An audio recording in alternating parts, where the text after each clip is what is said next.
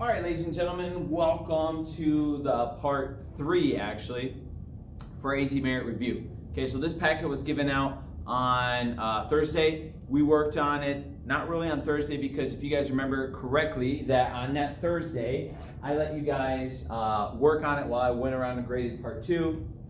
We worked on this on Friday.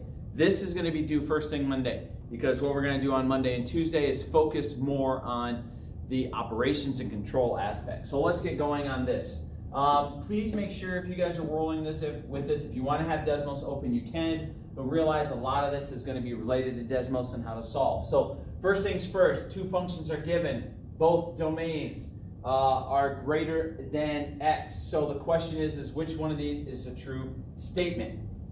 Okay, all values or everything else. So let's begin. As you're going through this, first thing you want to do is, of course, graph it. So when you graph this setup here, you would set up here, and here's your first graphs. It would be actually right here. We turn that one off, and right there. Okay, so what it means is all values are greater than x. So what you want to do when you're setting this up is understand that not necessarily when you have an x value, if it's over in this area, that the statements of these two functions are true for all values cannot exist, okay? Because for all values of x is not really a true statement, because they actually have a nice crisscross pattern right here at the beginning. And so what you guys want to do is focus on the next two. And what it talks about is which one is greater as the numbers or x gets larger. So when it says larger, I mean, we're talking 500.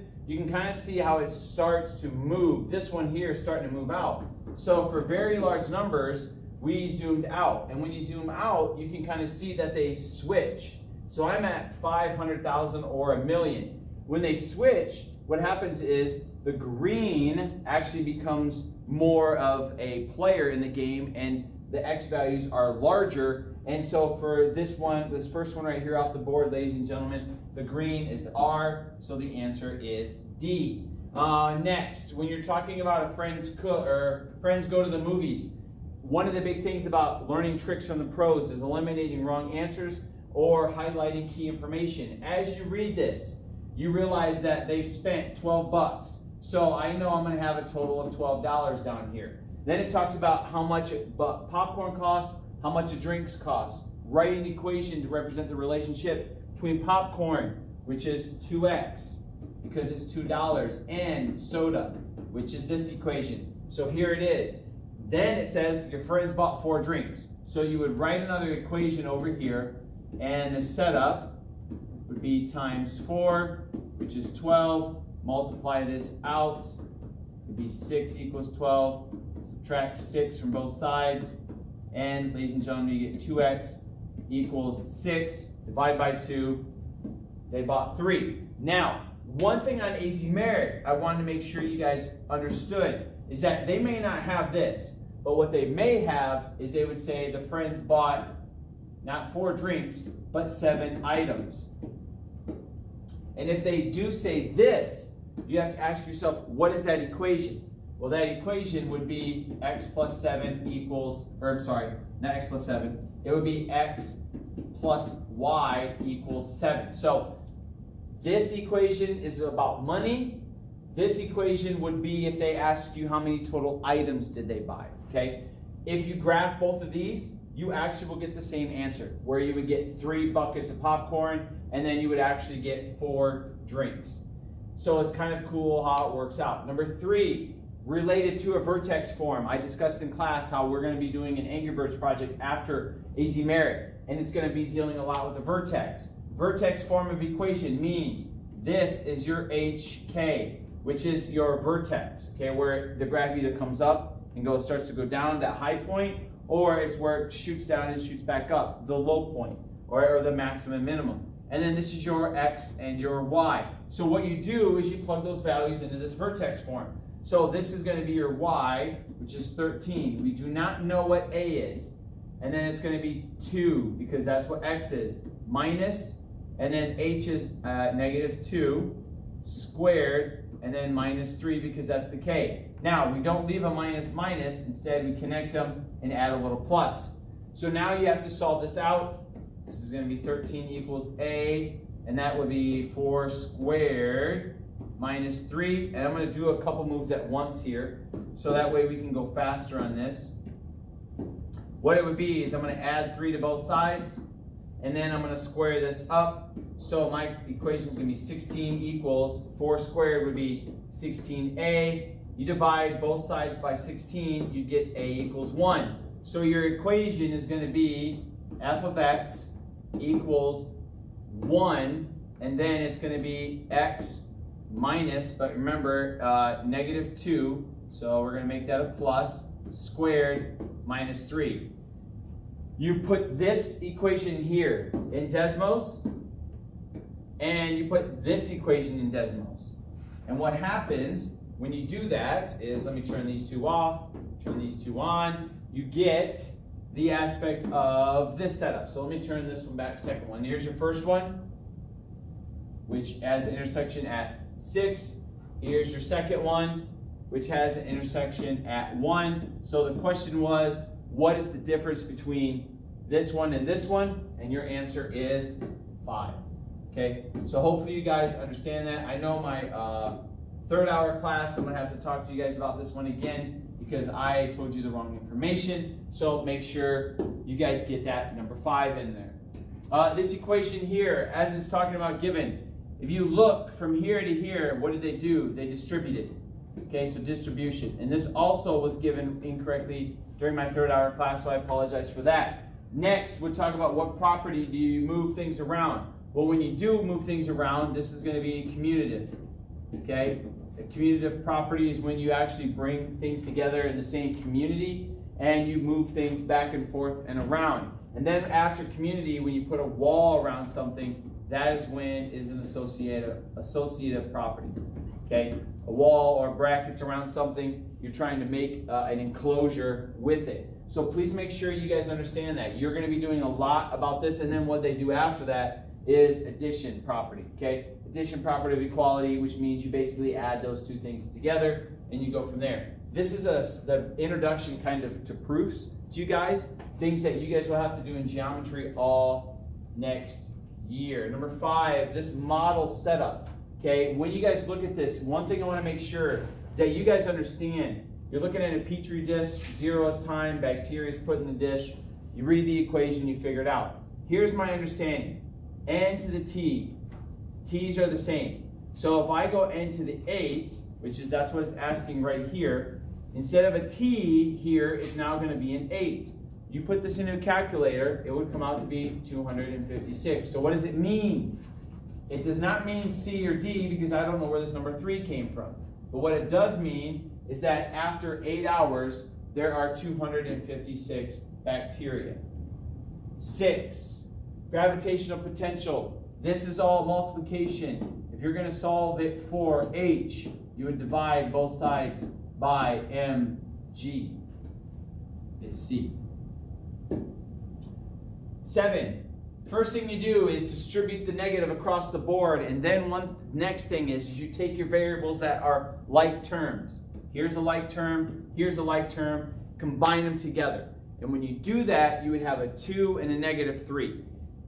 I don't know how to express to you guys enough that it's not really division, it's not really addition or subtraction. Because some of you think differently than others, okay? So are we saying it's 2 minus 3? Or are we saying it's negative 3 plus 2? Is that addition or is that subtraction? You're putting them together. So just understand that aspect. So we have a 2 and a negative 3. You combine them together, you would end up with a negative 1 or a negative r. So it cannot be C or D. Next, r and a negative 4. Are you saying negative 4 plus 1? Or are you saying 1 minus 4? They're the same thing. But just understand when you combine them together, you now have a negative 3, which is why 7 is the answer. So don't think of them as adding or subtracting. Just think of them as trying to figure things out and combining them together. System of equations. Whenever you see this, change variables to x and to y. Change them in, graph it in Desmos. When you graph it, ladies and gentlemen, you would get these intersection. Where these two combine, the intersection is the actual answer. So make sure you know the coordinate values. This, perfect squares. Perfect square would be x squared then plus 12 and x squared minus 12, right? Look and see if you have no middle term, see if they're both perfect squares on the outside. Next, a linear equation. A linear equation is shown. Create a function such that these have exactly one solution. Ladies and gentlemen, the only thing you would do is take this and create a different slope. I don't care what the equation is here. You could put 3x, you could put 4x, you could put 2x, you could put 187x. It doesn't matter. You could put x.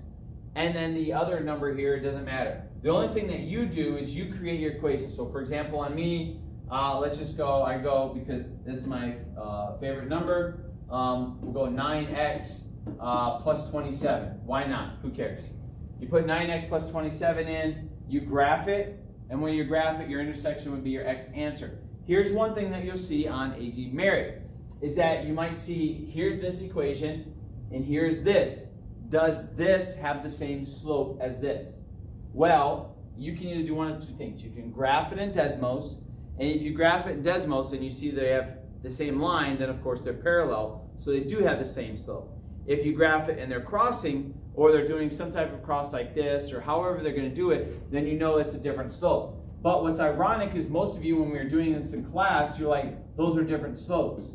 But if I subtract 5x from both sides, you actually get 2y equals negative 5x plus 3, divide by 2. And if I divide by 2, that, ladies and gentlemen, is the same slope as that. So technically, even though it's written in standard form right here, it's exactly the same slope. So these two lines would be parallel. So this would not be an answer.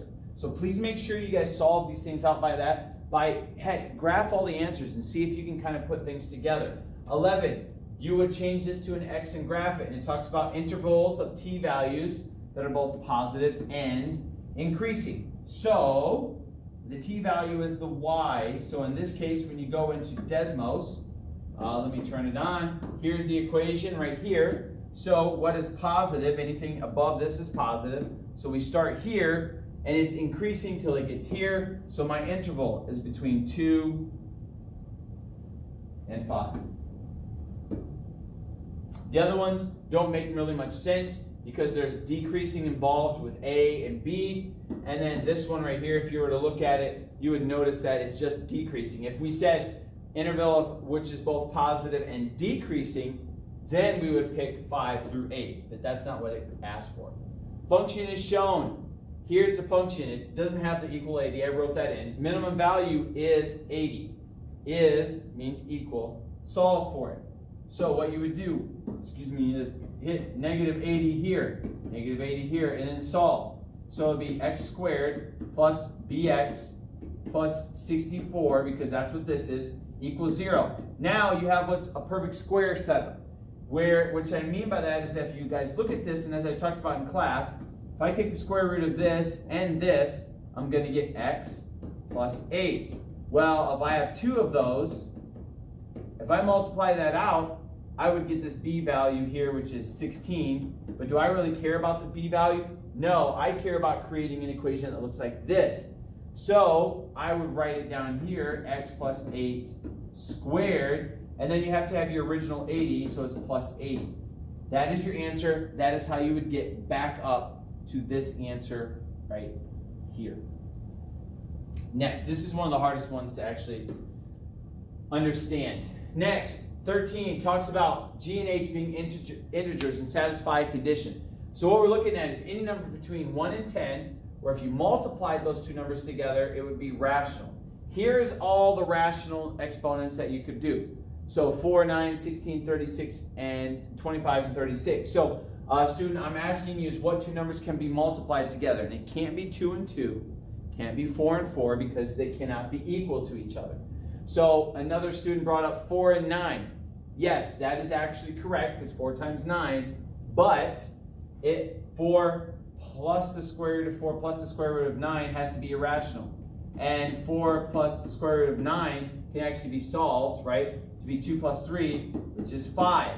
So it is not irrational, so it cannot be those two numbers. So the only ones it can be are 2 and 8. 2 times 8 is 16. If I were to add these together, square root of 2 plus the square root of 8, you can't solve either one, so they both be irrational at the same time. 14, all you would do in this one is graph it, okay? When you graph 14, this is going to be your setup. So let me make sure you guys understand. Here's 14. What it's asking you to do is find on the interval, if you look at your notes, of 0.75 and 1.25. What is the rate of change? So what you have to do is you have to actually create a slope, you have to use the slope formula to actually figure those things out. Okay, so this is what I mean by that. So let me go back into Desmos. So what you do is you can sit here and trace on your graph to where you get 0.75, or the other option, remember, is hit this gear button and it will create a table. Create the table right here, and you can plug in the values here. So I'm going to go 0.75, and then here I'm going to go 1.25. And there are my values right there. So now what you do is those are 2 points. You see them right here. Here's 1 point right there. Let's see if I can highlight it. It won't highlight. If you guys look, there's 1 point, and then you see your other one. So there's the 1.25 and 4, and the other one, see if it'll click on it. It won't, thank you. But you see it right there. If I could click on it, you would see the value of it. So know that that's the setup, okay? Now what do you do from there is you figure out your answer by using this. Oh, did I delete it? I deleted it, dang it. So what you want to do is do your next setup, which would be your points. So my first point is going to be 0.75 and 10.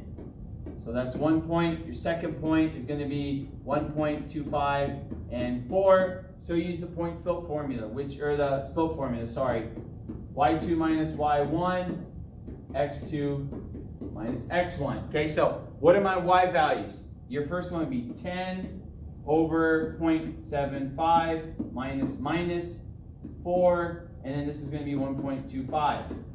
Do your math. This comes out to be 6 over negative 0.5. Put that in the calculator. It'll come out to be negative 12. So negative 12 is my rate of change. Any questions? Please come see me in class. If you have any questions, come see me in class. I'd be more than happy to talk to you guys about how you get to that. 15, exponential growth. Here's the formula. Okay, this is the growth formula. Talks about Macon County and their population, how it increases by 2.5% annually. Talk about a modeling. So here's the issue with this. This cannot be, this one here cannot be the equation because it does not look like this. So, because it's not adding these two things together. So now you got a 50-50 shot.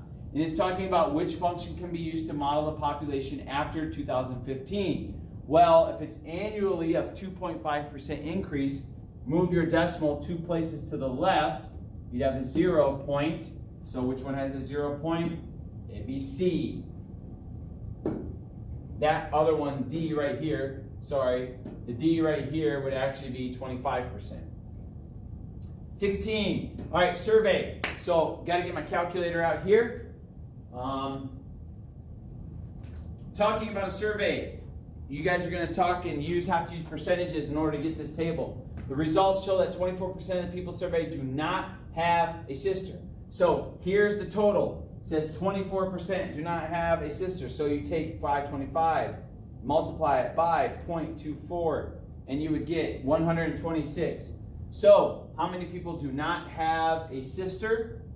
126. Then it asks, out of those people surveyed, 68% of the people surveyed have a brother. So you take this total survey, 525, multiply it by 0.68, and your answer here would be 357. And then the last piece they give you, the results also showed that 93 of the people surveyed do not have a sister and do not have a brother. So do not have a sister, do not have a brother, 93. So then, can you fill in the rest of this table with the information given? Yes, you can. So let's do that real quick. Doing math, okay, because remember, this would be this plus this number is going to equal that one. So just do math backwards. 525 minus 357 is 168. So that's what would go here. All right, and then doesn't matter which way you go. Nope, because it's the same way. That's plus equals, right? So 525, whoops, put the wrong number in. 525 minus 126 is 399. So I know this is 399. Then you would go backwards here. So I know plus equals this way, because you know it's also going to be plus equals this way, and it's going to be plus equals that way, plus equals that way. So hopefully you guys can kind of see the setup. So does it matter which way we go next? No. Let me go let's go 93. So it's going to be 168 minus 93. All right, that's going to be 75. And then this one here is going to be 126 minus 93. That's going to be 33. And then if I go 33 minus 357 minus 33, 324. Ultimate test would be add this left to right. That'd be 9, and 3. So I know I got the right numbers in there. All right? Hopefully you guys understand how to do this frequency table, and you can fill in the rest along the way. 17. Function represents the cost a company manufactures for posters. What is the domain of the function? Well, ladies and gentlemen, if you're manufacturing something, and does it give you an equation in here? No. Okay? But if you were to do this, would you want all integers to be this? All real numbers, all non-negative integers, or all positive rational numbers? What one would be feasible in terms of manufacturing? Well, ladies and gentlemen, it would be all positive rational numbers. Okay, not all real numbers, because usually you're not going to start in a negative connotation. Okay, you don't want all real numbers, you don't want a bunch of negatives. It should be all positive rational numbers. Quadratic expression is shown. Which value is a solution for this equation? Well, you could factor it, or, ladies and gentlemen, you could put it in Desmos. And if I did that, my setup here is this one right here. My solutions are -1 and 4. So if I go back in here, I don't see -1, but I do see a 4. All right, I believe this is I got 2 more pages, okay. 19, select all the values that have a correlation coefficient that would be a strong linear between two variables. Ladies and gentlemen, a strong correlation is any number closer to 1 or -1. So your answers here would be 0.9 and this one, because they're both strong. This is strong positive, and this, of course, is a strong negative. All right, next, 20. Juan's collecting data. As he's going through with this data, he's talking about the number of hot dogs sold in his stand and the number of cars that drive by the stand that hour. He shows the data. What data best drives, based on this data, which conclusion can Juan make? Okay, an increase in cars is associated with a decrease in hot dog sales. Well, that's not true, because the more cars he had, usually speaking, what does it look like this table's doing? The more cars he had, it looks like the more hot dogs he sold. So it cannot be A. Increase and increase. So an increase in cars is associated with an increase in hot dog sales. That sounds right. Increase in cars causes a decrease in hot dogs. Increase in cars causes an increase in hot dog sales. So which one is it? An increase in cars is associated with an increase, or an increase in cars causes? It would be a cause, okay? It's called causation or conclusion for a reason. It's not associated with it, it causes it, okay? The more you're doing something, the more it actually happens. 21, rectangular part.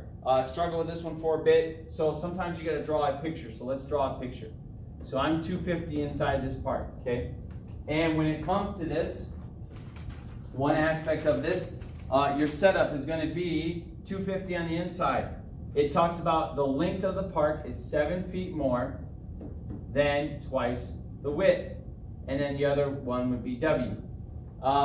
What would you do to solve this problem? Well, your setup would be, because you're going to multiply to each other, it's going to be W times 7 plus 2W equals 250. Then you would combine like, distribute and combine like terms if there are any.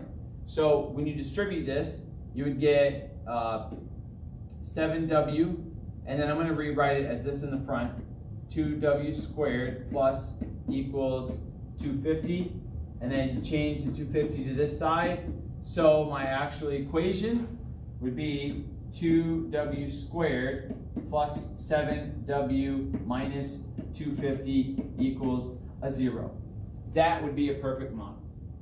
So hopefully you guys understood. We had these two things and we multiplied them together to create this, and then we moved the 250 over to the one side to create a nice linear equation. Julian graphs the function. He then moves the graph down 8 units to create a different function. How would you do this to represent an equation? Well, cool thing about Desmos is that you can do manipulation as you go. So 2x plus 8. So let's see, we're moving it down, right? So we got 2, and it's going to be to the x. Went the wrong way on that one. And then it's going to be what? Plus 3? Is that right, or is it 5? Nope, plus 5. So plus 5. And then so what it talks about is that he moves the graph down 8 units. So let's think. Here it is right here. We're going to move this graph down 8 units. If I'm moving it down, I'm thinking I'm subtracting 8. So let's see what happens. If I subtract 8, what happens to this graph? Does it look like it moves down? It does. Okay, it goes down 8 units. So technically I wouldn't put 5 plus negative 8. I would actually fix this to be negative 3. So your answer here is 2 to the x minus 3. Simple enough. Make sure you guys understand that it's moving it. And try it in Desmos to see if you can get the right answer, okay? Last page.